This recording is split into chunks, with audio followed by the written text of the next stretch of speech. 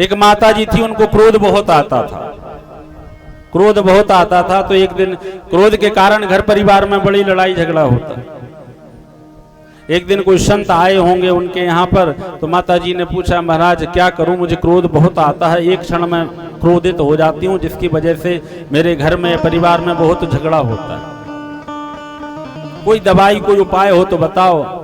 महाराज जी ने एक शीशी निकाल के उसे दे दी, शीशी निकाल के उसे दे दी। बोले जब भी क्रोध आए इसको पी लिया, और दवाई पीने के बाद 10 मिनट तक कुछ बोलना नहीं। ठीक है महाराज, तभी दवा काम करेगी, नहीं तो दवा काम भी नहीं करेगी।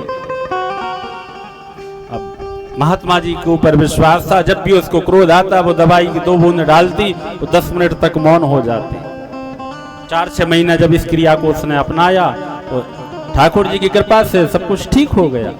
पुनः वो संत आए तो चरणों में गिर गई, महाराज आपकी दवा बहुत काम की, बड़ी अच्छी दवा है, हमारे घर के जो रोज के झंझट थे वो मिटा दिए, क्योंकि हमारे घर में रोज दिन रात लड़ाई झगड़ा लगा ही रहता था।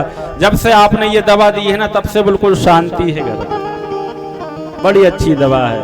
महात्मा बोले, देवी इसमें कोई दवा नहीं है, इसमें गंगा जल, हम तो गंगा जी गए थे स्नान करने, गंगा जल भर के लाए थे, तुमने मांगी सो हमने दे दी, इसमें दवा कुछ नहीं है, दवा तो तुम्हारे अंदर ही है कि जब तुमको क्रोध आए तो आपने 10 मिनट का उस समय जो मौन व्रत रखा ना, तो वो सब कुछ सही होता चला गया। इसीलिए कहते हैं कि जीवन में जब क्रोध आए तो उस समय उत्तर मत दीजिए, मौन हो जाइए, क्योंकि मौनम सुकृति लक्षणम, जितना आप मौन रहोगे उतना ही आप स्वस्थ रहोगे। और तीसरी बात है, दुख में कभी निर्णय मत लीजिए।